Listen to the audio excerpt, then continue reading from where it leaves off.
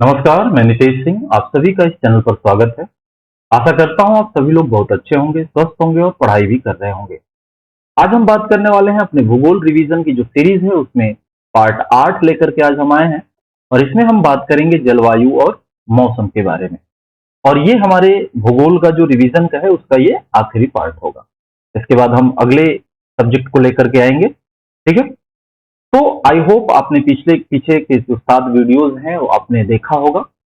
अगर आपने नहीं देखा है तो इस वीडियो में आपको सभी वीडियोस की जो एक पूरी प्लेलिस्ट है उसकी आपको लिंक प्रोवाइड कर दी जाएगी, आप उसे जरूर देखें। आई होप ये आपको बहुत ही ज्यादा फायदा देने वाला है, आपको बहुत ही ज्यादा इससे आपको बेनिफिट मिलने वाला है। ये खास करके यूपी ट्रिपल एससी पेट के लिए ही है, लेकिन अगर आप इसे किसी भी एग्जाम के तहत या किसी भी वनडे एग्जाम को लेकर के चलते हैं तो उसमें कोई दिक्कत नहीं आएगी। सभी एग्जाम में ये सिलेबस आते हैं और ये चीजें जो है, ये क्वेश्चन जो है इन सब सब्जेक्ट से रिलेटेड या पॉइंट से रिलेटेड बार बार पूछे जाते हैं। तो आप इसे किसी भी एग्जाम के लिए, वनडे एग्जाम के लिए आप इसे पढ़ सकते हैं, देख सकते हैं और आप नोट बना सकते हैं। तो आइए शुरू करते हैं जलवायु और मौसम। तो सबसे पहले हम जान लेते हैं कि जलवायु और मौसम में डिफरेंस क्या होता है। ये मौसम क्या होता है, तो एक चीज जानिए कि किसी भी स्थान की जो प्रतिदिन या कह सकते हैं कि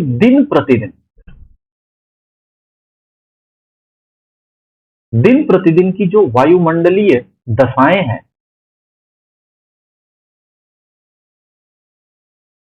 वायुमंडलीय दशाएं क्या कहलाती हैं? मौसम कहलाती है।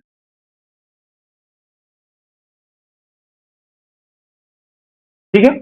इस चीज को एक बार फिर से समझते हैं कि मौसम क्या होता है। तो किसी भी स्थान का जो दिन प्रतिदिन की जो वायुमंडलीय दशाएं होती हैं, वायुमंडलीय दशाओं में क्या क्या आता है? तो देखिए, वायुमंडलीय दशाओं में आता है, जैसे अगर हम कहें टेम्परेचर।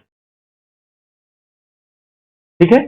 टेम्परेचर डिपेंड करता है कितना है, तो इस पे भी मौसम डिपेंड करता है कि मौसम कैसा है। हम कहते हैं हॉट डे है, सनी डे है ना?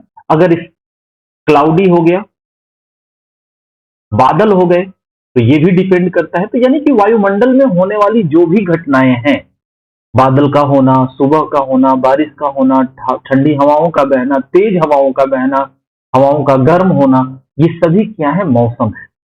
और ये दिन प्रतिदिन बदलती रहती हैं। कभी दिन में बारिश हो जाती है तो हम देखते हैं सुबह में अगर बारिश होती है तो उसके अगले 2 घंटे बाद धूप आ जाता है। तो ये क्या है? ये मौसम है। यानी प्रतिक्षण या कह सकते हैं कि हर 1 घंटे में या कुछ समय बाद जब चेंज होते रहते हैं, वायुमंडलीय दशाओं में जो बदलाव होता है वो क्या डिपेंड करता है? उसी को हम क्या कहते हैं? मौसम कहते हैं। अगर इसी से रिलेटेड अगर हम देखें तो इसी का जो बड़ा रूप है वो क्या है? जलवायु है। और जलवायु किसे कहते हैं? तो इस चीज को देखिए, किसी देश या किसी स्थान, अगर हम कहें किसी देश या स्थान की जो लंबे समय तक अगर मौसम को देखा जाए या उसका एवरेज निकाला जाए, मौसम का औसत जो होता है, जो एवरेज होता है, वो क्या कहलाता है? जलवायु कहलाता है। ठीक है? इसका क्या तात्पर्य है? जैसे अगर हम कहें ये लंबे समय तक ऑब्जर्वेशन किया जाता है, किसी भी पर्टिकुलर प्लेस या किसी पर्टिकुलर देश का जो लंबे समय तक एक मौसम का ऑब्जर्वेशन किया जाता है कि मौसम यहाँ इन महीनों में कैसा रहता है या इन सालों में कैसा रहता है या इन पीछे 2 महीनों में कैसा था इसका मौसम। तो उस पर डिपेंड करता है कि ये जलवायु वहां की एक फिक्स कर दी जाती है कि यहाँ का जलवायु क्या है। और ये जो लंबे समय का क्या तात्पर्य है? यानी ये लगभग 30 साल, है ना? ये लगभग 30 साल तक का ऑब्जर्वेशन होता है। यानी 30 साल, 25 साल, 40 साल, इस तरह का ऑब्जर्वेशन होता है कि इन 30-40 सालों में इस पर्टिकुलर देश की या पर्टिकुलर प्लेस की जो मौसम बदलते रहे हैं या उस पर ही डिपेंड करता है क्या? जलवायु, कि वहां का जलवायु कैसा है। ठीक है? अगर हम ये कहें तो ये जो जलवायु है ये बदलता है काफी लंबे समय समय बाद, यानी 2 महीने, 4 महीने, 5-5 महीने पे जलवायु बदलती है।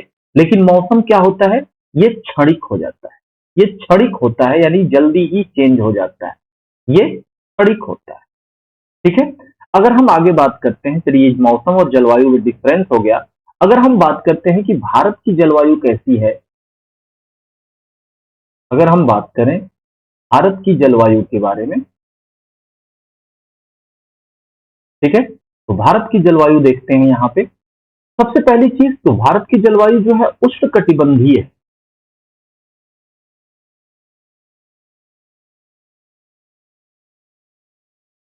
उष्णकटिबंधीय जलवायु, ठीक है। उष्णकटिबंधीय जलवायु को और क्या नाम दिया जाता है? मानसूनी।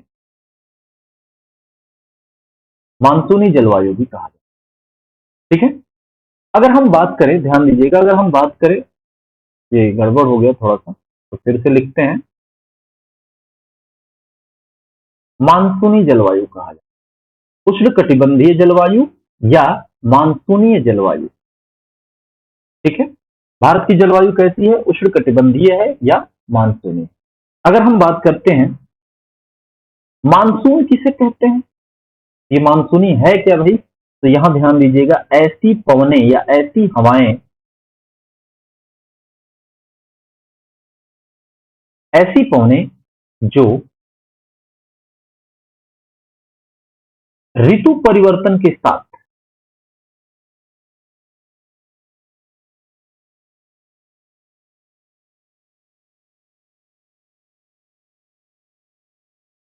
अपनी, जो हवाएं हैं ये ऐसी हवाएं जो ऋतु परिवर्तन के साथ अपनी दिशा बदल ले, उन्हें हम क्या कहते हैं? मानसून कहते हैं, ठीक है। मानसून किसे कहते हैं? तो ऐसी पवनें जो ऋतु परिवर्तन के साथ अपनी दिशा बदल लें, ऐसी हवाओं को हम मानसूनी हवाएं कहते हैं, ठीक है। अगर हम भारत में देखें तो यहाँ पे 4 ऋतु होती हैं, ठीक है। ऋतुएं कितनी प्रकार की हैं? तो 4 ऋतुएं हैं भारत में। कौन कौन सी? अगर हम बात करें, ग्रीष्म ऋतु, ठीक है। ग्रीष्म ऋतु कब से कब तक होता है? तो ये होता है मार्च से जून तक, ठीक है। फिर अगर हम बात करें दूसरा, कौन सा होता है? वर्षा ऋतु। ये इसका सीजन कब से कब तक होता है? तो ये होता है जून से सितंबर तक, ठीक है।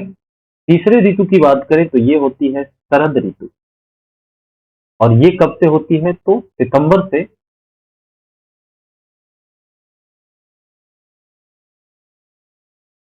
दिसंबर तक,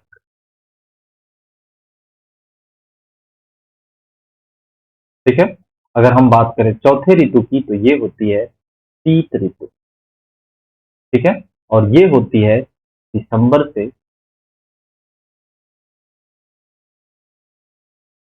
मार्च तक, ठीक है। ये पूरे एक साल का क्या हो गया? चक्र हो गया। अब इसमें बातें कर लेते हैं कि भारत में इन जिन ऋतुओं में कितनी वर्षा होती है। तो ध्यान दीजिएगा, ये जो ग्रीष्म ऋतु होती है ये मार्च से जून तक होती है, और इसमें भारत में जो कुल वर्षा होती है, तो प्रति साल या प्रत्येक साल जो कुल वर्षा होती है, कुल वर्षा का 10% बारिश इस महीने में या इस ऋतु में हो जाता है। मार्च से जून में कुल वर्षा का 10% वर्षा हो जाती है। और ये वर्षा किन पवनों से होती है? तो ये पूर्व मानसूनी पवनों से होती है। पूर्व मानसूनी पवनों से होती है,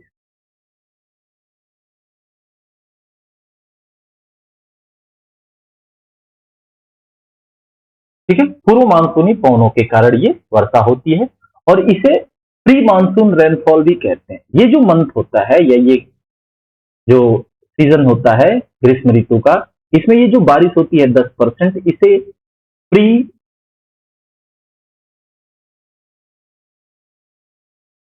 मानसून भी कहते हैं, प्री मानसून रेनफॉल कहते हैं, ठीक है। फिर जून से जो सितंबर होता है ये क्या है? ये वर्षा ऋतु है। जाहिर सी बात है, वर्षा ऋतु का मतलब क्या है? वर्षा होती है इसमें। तो यहां पे कुल वर्षा का अगर हम बात करें, जो पूरे साल वर्षा होती है भारत में, ये कुल वर्षा का 75% बारिश जो है इसी ड्यूरेशन में होता है। जून से सितंबर के ड्यूरेशन में कुल वर्षा का 75% वर्षा हो जाती है। और ये किस हवाओं से या किस मानसूनी पवनों के कारण होती है? तो ये जो साउथ वेस्ट मानसून होता है, साउथ वेस्ट जो मानसून होता है, इसमें ये आती है साउथ वेस्ट मानसून में। और इसी मंथ में हम कहते हैं भारत में किस चीज का आगमन हो गया, मानसून का आगमन हो गया। इसे ही मानसून आगमन का नाम दिया जाता है। ठीक है। अगर हम बात करें शरद ऋतु की, तो शरद ऋतु कब से कब तक है, सितंबर से दिसंबर तक होती है।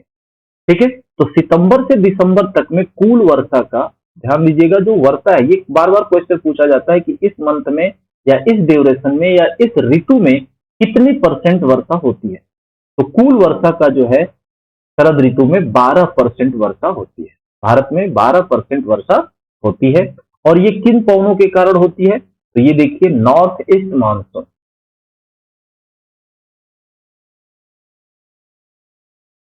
नॉर्थ ईस्ट मानसून के द्वारा ये वर्षा होती है। ठीक है। यानी यहाँ पे ये जो मानसून का आगमन होता है तब ये 75% बारिश होती है। ध्यान दीजिएगा, थोड़ा सा ये अपोजिट है। ठीक है। जून से सितंबर जो कुल वर्षा का 75% बारिश होती है, ये साउथ वेस्ट मानसून से होती है और इसे मानसून आगमन कहते हैं। ठीक है। लेकिन शरद ऋतु में ये जो है सितंबर से दिसंबर के बीच में जो वर्षा होती है, कुल वर्षा का 12% बारिश होती है यहाँ पे। और ये किस मानसून से, तो नॉर्थ ईस्ट मानसून से। और ये जो मानसून है ये क्या कहलाती है, मानसून निवर्तन कहलाती है। यानी मानसून एक बार आता है और ये जाता हुआ मानसून है। जो जाता हुआ मानसून है ये 12% वर्षा भारत में करके जाता है, यानी मानसून का निवर्तन। ठीक है। मानसून का निवर्तन, ये जाती हुई वर्षा है या जाता हुआ मानसून है, इसमें 12% बारिश हो जाती है। अगर हम यहां पे बात करें दिसंबर से मार्च तक शीत ऋतु में, तो यहां पे जो है कुल वर्षा का, देखिएगा, कुल वर्षा का मात्र 3% वर्षा होती है। ठीक है। और ये किस पवनों से होती है, किस हवाओं के कारण होती है, तो ये होती है पश्चिमी विक्षोभ के कारण। पश्चिमी विक्षोभ के कारण ये वर्षा होती है 3%। ठीक है। फिर बात आता है, क्वेश्चन कई बार पूछा जाता है कि भारत में सबसे पहले मानसून कहां आता है। तो भारत में अगर हम बात करें, भारत में सबसे पहले मानसून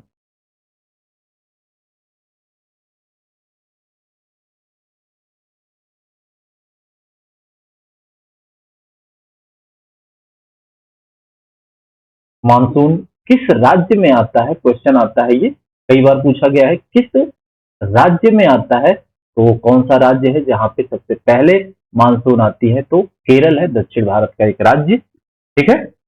मानसून द्वारा जो है, या कह सकते हैं कि वर्षा सबसे पहले मानसून केरल में आता है।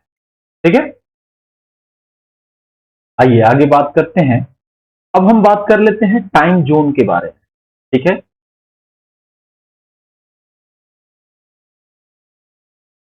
टाइम जोन,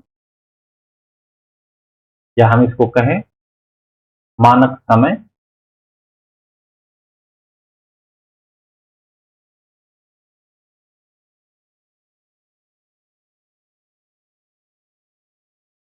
तो मानक समय कहाँ है और ये कैसे निर्धारित किया जाता है, इसके बारे में एक बार हम जान लेते हैं। ठीक है।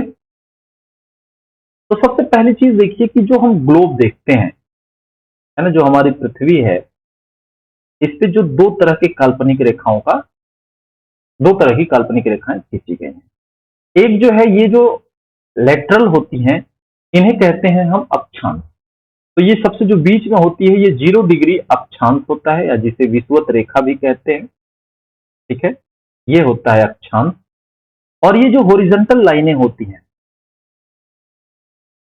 ठीक है, यहां हो गया क्या, नॉर्थ पोल, और ये हो गया क्या, साउथ पोल। ठीक है। ये जो हॉरिजॉन्टल लाइनें होती हैं इनको कहते हैं देशांतर रेखा। ठीक है। तो अगर हम बात करें यहां पे, ठीक है, तो ये चीज तो समझ लीजिए पहले कि ये जो लेटरल लाइन होती हैं, जो लेटी हुई लाइनें होती हैं, ये अक्षांश कहलाती हैं। और ये जो इस तरह की जो लाइनें होती हैं, ये क्या कहलाती हैं, ये देशांतर रेखाएं। ठीक है। ये देशांतर होगी। अब बात आती है कि ये 0 डिग्री जो अक्षांश होती है, इसके बाद अगर हम कहें ये 0 डिग्री अक्षांश जो है इस पृथ्वी को या इस ग्लोब को दो पार्ट में डिवाइड करती है। इसके ऊपर वाले पार्ट को हम कहते हैं उत्तरी गोलार्ध, ये होता है ऊपर वाला पार्ट, यानी यहां से ऊपर वाला जो पार्ट है, यहां से ऊपर वाला जो पार्ट है इस दिशा में, ये क्या कहलाता है? उत्तरी गोलार्ध कहलाता है। और यहां से जो ये नीचे वाला पार्ट है, यहां से ये नीचे ये जितने भी हैं, ये कहलाता है दक्षिणी गोलार्ध।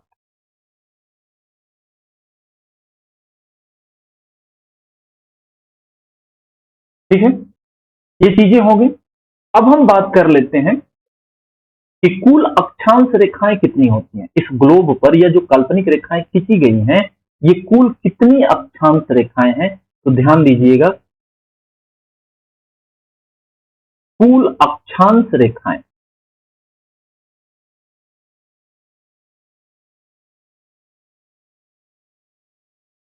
जो अक्षांश रेखा है, कुल अक्षांश रेखा कितनी है? तो ये है 179। ठीक है, ध्यान दीजिएगा, रेखा अगर पूछेगा कुल अक्षांश रेखा कितनी है तो 179 है। अगर यही क्वेश्चन थोड़ा सा ट्विस्ट करेगा और पूछेगा कुल अक्षांश कितने हैं, कुल अक्षांश कितने हैं, ठीक है, तो वो है कितने? 181। अब मैं समझाता हूं इस चीज को कि ये कैसे है। कैसे है तो देखिए, अगर हम कहें ये जो अक्षांश रेखाएं, जो लेटरल लाइनें हैं, ये क्या है? अक्षांश रेखाएं। ठीक है, तो ऊपर कितनी होती हैं?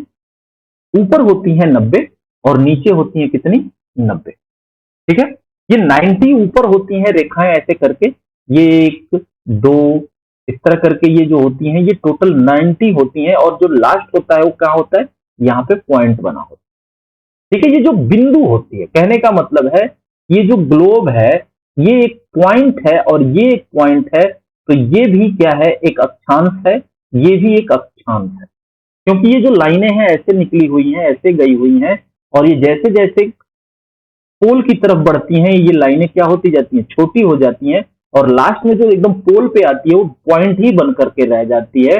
उसी तरह से ये नीचे जो दक्षिणी गोलार्ध में या दक्षिणी पोल पे कह सकते हैं कि दक्षिणी ध्रुव पे जो है ना, साउथ पोल पे जो ये छोटी लाइन आती है, ये भी एक क्या बन जाती है? पॉइंट बन जाती है। अब बात क्या आती है कि यहां से यहां तक टोटल 181 है, क्योंकि ये जो बीच वाली 0 डिग्री है ये तो है ही। ऊपर कितनी है? 90 लाइनें हैं। नीचे कितनी है? 90 लाइनें हैं। यानी 90 और 90 कितना हो गया? 180। और ये एक 0 डिग्री वाला जो हो गया 1, यानी कुल अक्षांश कितने हैं इसके? 181 है। लेकिन अगर बात आती है कुल अक्षांश रेखा की, तो ध्यान दीजिएगा, ये जो पॉइंट है लास्ट वाला और ये लास्ट वाला, ये रेखा से क्या हो जाता है? बाहर हो जाता है। क्योंकि रेखा का डेफिनेशन क्या है? किसी दो पॉइंट के बीच की जो अगर दूरी हम दोनों पॉइंटों को आपस में मिलाते हैं, तो ये कहलाती है रेखा या लाइन कहलाती है। रेखा का डेफिनेशन तो ये है कि दो पॉइंटों का जो मिलने के बाद जो लाइन बनता है या जो फिगर क्रिएट होता है, उसे हम रेखा कहते हैं। तो यहाँ पे तो सिर्फ क्या है? ये पोल पे क्या है? सिर्फ पॉइंट है। इस पोल पे क्या है? सिर्फ पॉइंट है। तो ये पॉइंट जो है रेखा के अंतर्गत नहीं आता है, इसलिए ये दोनों क्या हो जाते हैं? इसमें से सब्ट्रैक्ट हो जाते हैं, माइनस हो जाते हैं, और बचता क्या है? जो लाइनों की संख्या वो कितनी है, यानी कुल अक्षांश रेखा जो है वो 179 है। ठीक है, आई होप ये क्लियर हो गया होगा कि जो कुल अक्षांश रेखा है 179 है, और कुल अक्षांश अगर क्वेश्चन में पूछा जाता है, पेपर में पूछा जाता है, तो कितनी होगी? 181 होगी। आइए आगे बात करते हैं इसके बाद। फिर अगर हम बात करें यहाँ पे एक चीज और देखिए कि जो सभी अक्षांश हैं, ये जितने भी हमने बात किया कि कुल अक्षांश कितने हैं? 181 अक्षांश हैं। और इन 181 अक्षांश के जो बीच की दूरी है, कहने का मतलब एक अक्षांश और दूसरे अक्षांश के जो बीच की दूरी है, ये कितनी होती है? तो ये होती है 111 किलोमीटर का डिस्टेंस होता है। यानी दो अक्षांशों के जो बीच की दूरी है, दो अक्षांशों के बीच की जो दूरी है वो कितनी है? वो 111 किलोमीटर है। ये ध्यान रखिएगा, बार बार क्वेश्चन में पूछा जाता है। और इस दूरी को क्या कहा जाता है? इस दूरी को कहा जाता है कटिबंध। दूरी को कटिबंध कहा जाता है। और कटिबंध का मतलब क्या है? जोन। ठीक है, ये जोन कहा जाता है। आइए बात कर लेते हैं हम देशांतर के बारे में। अभी हमने बात किया कि जो हॉरिजॉन्टल लाइन होती हैं ग्लोब पर, वो क्या कहलाती हैं?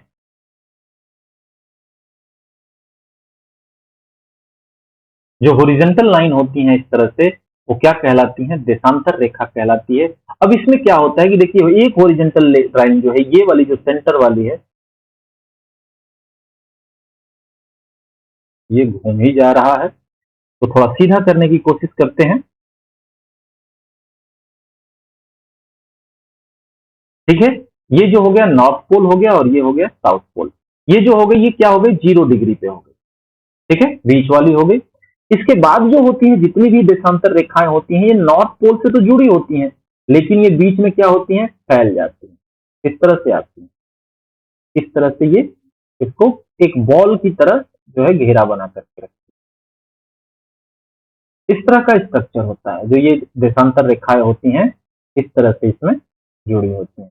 यानी पोल पर ये क्या होती हैं? दोनों आपस में जुड़ी होती हैं, और बीच में क्या होता है? इनके बीच गैप होता है। ये देशांतर रेखाएं होती हैं। ठीक है, तो जो देशांतर रेखाएं हैं, ये सभी नॉर्थ पोल और साउथ पोल पर क्या होती हैं? आपस में मिलती हैं। ठीक है, अगर हम बात करें यहाँ पे कि देशांतर रेखा की जो कुल संख्या है, कुल संख्या देशांतर कितनी रेखाएं हैं?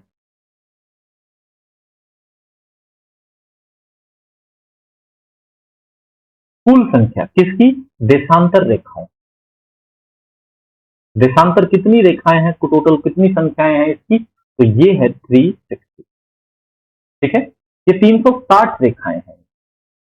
अब एक चीज और यहाँ पे देखेंगे कि जो देशांतर रेखाओं के जो बीच की अधिकतम दूरी है, यानी बीच की अधिकतम दूरी कहाँ पे होगी? तो अक्षांश पे होगी, क्योंकि यहीं आकर के सबसे ज्यादा गैप बनता है। अगर हम इसकी और इसकी बात करें, तो यहीं पे सबसे ज्यादा गैप बनता है। यानी अगर ये लाइन ऐसे आया हुआ है, ठीक है, तो जो सबसे ज्यादा दूरी बनेगा वो सेंटर में बनेगा, और सेंटर में कौन सी लाइन है? यहाँ पे है क्या बोलते हैं? अक्षांश या विषुवत रेखा है। तो ये जो दूरी है, अगर हम इसकी बात करें कि इसकी जो अधिकतम दूरी है, इसके बीच की जो दो देशांतर रेखाओं की जो अधिकतम दूरी है बीच की, वो कितनी है? 111.32 किलोमीटर।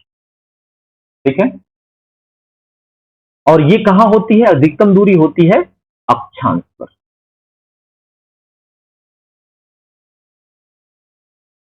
ये अधिकतम दूरी कहां होती है? तो ये होती है अधिकतम दूरी अक्षांश पर। ठीक है, अगर हम बात करें न्यूनतम दूरी की, न्यूनतम दूरी क्या होती है? 0 होती है, यानी सबसे कम वाली दूरी यहाँ पे है। तो ये कहां होता है? तो ये होता है पोल पर, यानी ध्रुव पर। जो नॉर्थ पोल होगा और साउथ पोल होगा, ध्रुवों पर क्या होगा? ये सबसे न्यूनतम दूरी होगा, दो देशांतरों के बीच की दूरी। ठीक है,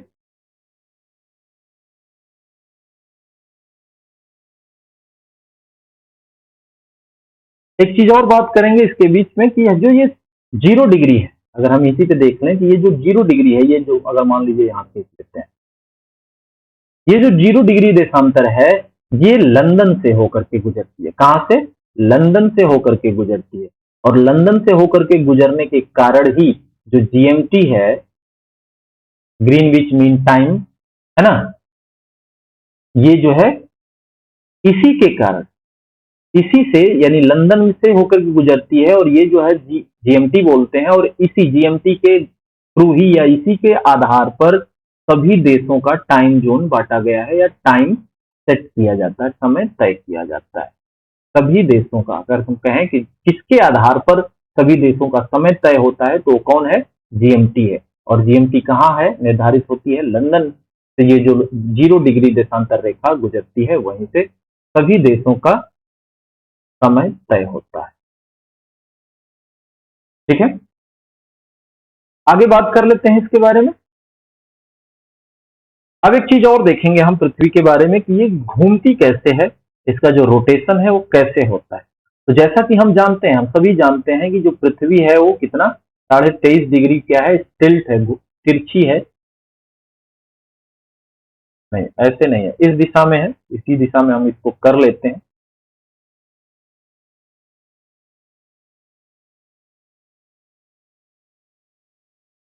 इस तरह से ये टिल्ट है, ये मान लेते हैं हम, ये हो गया क्या? साउथ पोल, और ये क्या हो गया? North pole. ठीक है, तो पृथ्वी अपने अक्ष पर किस दिशा में घूमती है, ये बात आती है। क्वेश्चन आता है कि पृथ्वी जो है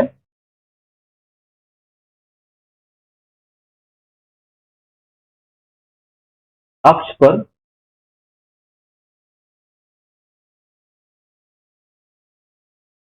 किस दिशा में घूमती है।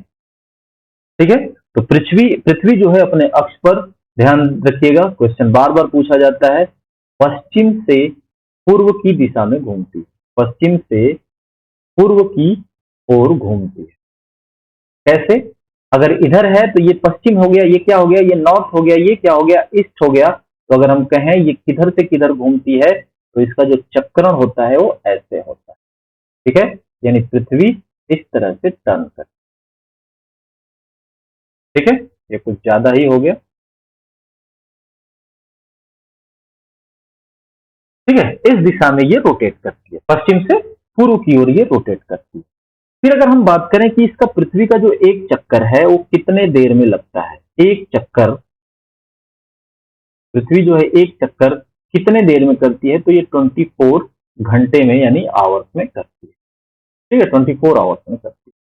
अब 24 आवर्स में एक चक्कर करती है, यानी एक चक्कर का मतलब कितना हो गया, 360 डिग्री ये टर्न कर जाती है। यानी 360 डिग्री कितने देर में टर्न करती है, 24 आवर्स में टर्न करती है। ठीक है, अगर हम बात करें, चलो 360 डिग्री 24 आवर्स में टर्न करती है, अगर हम यहीं पे बात करें तो ये एक घंटे में कितना टर्न करेगी, तो एक घंटे में 24 घंटे में 360 डिग्री टर्न करती है, तो एक घंटे में कितना होगा, ये हो जाएगा, इसमें हम भाग करेंगे 24 से, तो ये आएगा कितना, 15 डिग्री टर्न करेगी।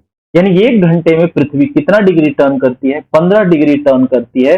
अगर इसी से हम बात करें, है ना, कि अगर ये 15 डिग्री जो है, ध्यान दीजिएगा, 15 डिग्री टर्न करती है एक घंटा यानी कि 60 मिनट में, तो क्वेश्चन आता है कि पृथ्वी एक डिग्री कितने समय में टर्न करेगी, तो ये कितने मिनट में करेगी, 4 मिनट में करेगी। ठीक है, इस तरह से हम ये कैलकुलेट कर सकते हैं कि जब एक चक्कर 24 घंटे में करती है, यानी कि एक चक्कर का मतलब कितना हो गया, 360 डिग्री हो गया, यानी 24 आवर्स में टर्न करती है या रोटेट करती है, तो 15 डिग्री एक घंटे में, और 15 डिग्री का मतलब एक घंटा, यानी एक घंटे का मतलब क्या हुआ, 60 मिनट हो गया। तो 60 मिनट, 15 डिग्री जो है 60 मिनट में ये रोटेट करती है। तो अगर इससे हम कैलकुलेट करें तो एक डिग्री जो पृथ्वी है, एक डिग्री घूमती है अपने एक्सिस पर, अपने अक्ष पर, कितने समय में, 4 मिनट। ठीक है, आपने ऊपर देख लिया है कि पृथ्वी किस दिशा में घूमती है, तो ये पश्चिम से पूर्व की ओर घूमती है। ठीक है, आइए आगे बात करते हैं। फिर अगर हम बात करते हैं कि ये पश्चिम से पूर्व की ओर घूमती है तो क्या होगा, अगर हम देखें, ये मान लो ये पृथ्वी है हमारी, और ये हमने क्या कर दिया, इसको ये देशांतर रेखा में डिवाइड कर।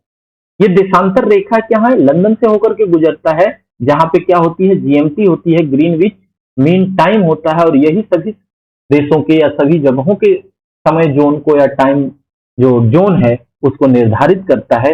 यानी कि कहने का मतलब है कि सूर्य अगर इधर से इधर घूमता है, अगर ये पृथ्वी जो है, सॉरी सूर्य में कह रहा हूं, पृथ्वी जो है पूरा पश्चिम से पूर्व की ओर घूमती है, तो अगर यहां मान लो सपोज दैट ये क्या है, सन है, तो इसका प्रकाश सबसे पहले कहां पड़ेगा, तो सबसे पहले यहां पे पड़ेगा। यानी इस छोर पे जो देश रहेंगे, यहाँ पे सबसे पहले प्रकाश आएगा, फिर उसके बाद जो यहाँ देश है उस पे आएगा, क्योंकि ये ऐसे घूम रही है, इसी दिशा में घूम रही है, पहले इस पे प्रकाश आएगा, फिर इस पे आएगा, फिर इस पे आएगा, फिर इस पे आएगा, फिर इस पे, फिर इस पे। यानी कहने का मतलब क्या होता है कि ये जो टाइम जोन है क्या होता है, अगर मैं कहूं कि इधर जो टाइम जोन होगा वो क्या होता है, प्लस में होता है, और इधर जो टाइम होता है वो क्या होता है, माइनस में। इसके यहां से लिखेंगे क्या, 5.5 घंटे जो होता है। ठीक है, हम कहते हैं हमारे जो जीएमटी है उससे हम कितना आगे हैं, जो भारत का समय है कितना है, +5.30 है, यानी 5.5 घंटा आगे चलता है। प्लस का मतलब आगे है और माइनस का मतलब पीछे होता है। ठीक है, तो हमारी जो आईएसटी जो है, इंडियन स्टैंडर्ड टाइम जो है, ये जीएमटी से कितना आगे है, तो 5.5 घंटा आगे है। ठीक है, फिर हम बात कर लेते हैं कि जो भारत की स्थिति है वो किस इस लोकेशन पे स्थित है। तो अगर हम कहें, जो अगर भारत का जो उत्तरी पार्ट है, यानी उत्तर से अगर देखा जाए भारत को, तो भारत का जो उत्तर वाला पार्ट है वो कितने डिग्री पे है? उत्तर से अगर भारत का उत्तर देखा जाए तो वो कितने पे है? यानी 37 डिग्री 6 मिनट उत्तरी अक्षांश पर है ये सबसे उत्तरी पार्ट, यानी सबसे उत्तर वाला। उत्तर में क्या है? लद्दाख। लद्दाख का सबसे आखिरी छोर जो है, उत्तरी छोर कौन सा है? हमने बात किया था इंदिरा पॉइंट है, ठीक है। और इंदिरा पॉइंट कितने डिग्री पे है? तो 37 डिग्री 6 मिनट उत्तरी अक्षांश पर। हमने बात किया था एक पिछले वीडियो में, अगर आपने नहीं देखा है तो उसे जरूर देखें, आपको समझ में आ जाएगा कि भारत का सबसे पूर्वी पॉइंट कौन सा है, भारत का दक्षिणी पॉइंट कौन सा है, भारत का पश्चिमी पॉइंट कौन सा है और भारत का उत्तरी पॉइंट कौन सा है। तो जो भारत का उत्तरी पॉइंट है वो कौन सा है? इंदिरा पॉइंट है, जो कितने डिग्री पे स्थित है? 37 डिग्री 6 मिनट पर स्थित है। अगर हम वही बात करते हैं जो दक्षिणी पॉइंट है, हमने दक्षिणी पॉइंट दो बार बात किया था, दो नाम लिया था। एक जो है मुख्य भूमि से जुड़ा हुआ वो कौन सा है? कन्याकुमारी है। अगर बात आती है कि नहीं ऐसे बताओ, रैंडमली मुख्य भूमि नाम नहीं आता है, ऐसे पूछा जाता है कि भारत का सबसे दक्षिणी बिंदु कौन सा है, तो है इंदिरा कॉल, ठीक है। ये ऊपर वाला जो है उत्तरी भाग में इंदिरा पॉइंट है और नीचे वाला क्या है? इंदिरा कॉल है, ठीक है। और ये कितने डिग्री पे स्थित है? तो ये है 8 डिग्री 4 मिनट उत्तरी अक्षांश पर, ठीक है। अगर हम बात करते हैं पश्चिम जो है, सबसे पश्चिमी छोर जो है वो कितने डिग्री पे है? तो ये है 68 डिग्री 70 मिनट, है ना। ये कौन सा है? तो पूर्वी देशांतर, ये पूर्वी देशांतर पे है। अगर हम बात करें पूर्व की ओर, यानी सबसे पूर्व वाला पॉइंट कौन सा है? तो अरुणाचल प्रदेश में है किबुथु, एक जगह है जिसको सबसे पूर्व का पॉइंट माना जाता है, और ये कितने डिग्री पे है? तो 97 डिग्री 25 मिनट,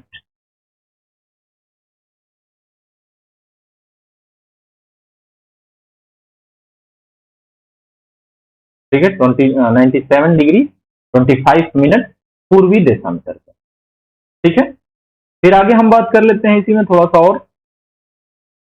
अगर हम बात करें मानक समय रेखा क्या है भारत का, मानक समय रेखा भारत की क्या है? तो ये है 82 डिग्री 5 मिनट, यानी 82.5 डिग्री कौन सा? पूर्वी देशांतर, ठीक है। 22.5 डिग्री पूर्वी देशांतर से ये होकर के गुजरती है। और ये जो मानक समय रेखा है ये भारत के 5 राज्यों से, अगर हमने ऊपर भी पिछले वीडियो में बात किया था कि भारत का जो एक लाइन गई है कर्क रेखा, वो कितने देशों से होके गई है? तो 8 देशों से होके गई है, ठीक है। तो इसके बारे में हमने पिछले वीडियो में बात किया, आप उसे जरूर देखें। फिर हम यहाँ अगर बात करते हैं कि ये जो मानक समय रेखा है, यानी जो ये पूर्वी देशांतर लाइन है 12.5 डिग्री की, ये वाली लाइन जो है भारत के कितने राज्यों से होकर के जाती है? तो ये जो है 5 राज्यों से होकर के जाती है। तो मानक समय रेखा है, यानी 82.5 डिग्री पूर्वी देशांतर जो लाइन है, ये भारत के 5 राज्यों से जाती है। कौन कौन से? तो उत्तर प्रदेश, ठीक है, एमपी यानी मध्य प्रदेश, आंध्र प्रदेश, ठीक है, छत्तीसगढ़, और इसके बाद है ओडिशा, ठीक है। इन 5 राज्यों से होकर के जाती है कौन सी? भारत की मानक समय रेखा, जिसे 82.5 डिग्री पूर्वी देशांतर की लाइन भी कहा जाता है। आई होप ये बातें आपको समझ में आई होंगी, आशा करता हूं। और एक चीज इसमें और जान लेते हैं कि ये जो 82.5 डिग्री पूर्वी देशांतर रेखा है, ये कहां से होकर के जाती है, कहां से गुजरती है? तो ये इलाहाबाद के नजदीक नैनी एक जगह है, वहां से होकर के गुजरती है, या मिर्जापुर या नैनी के बीच का जो स्थान माना जाता है। कभी कभी एग्जाम में मिर्जापुर दे दिया जाता है, ठीक है, ऑप्शन में मिर्जापुर आता है, मिर्जापुर से, या नैनी आता है इलाहाबाद के नजदीक, ठीक है। तो आपको दोनों ऑप्शन में से जो भी आए, कोई एक ही आएगा, ऐसा नहीं है कि दोनों आएंगे, कोई भी आए तो आप इनमें से कोई एक टिक कर सकते हैं। धन्यवाद इसके लिए, और जल्दी हम नए वीडियो के साथ आपके साथ उपस्थित होंगे। तब तक के लिए आप अपना और अपनों का ध्यान रखें। नमस्कार।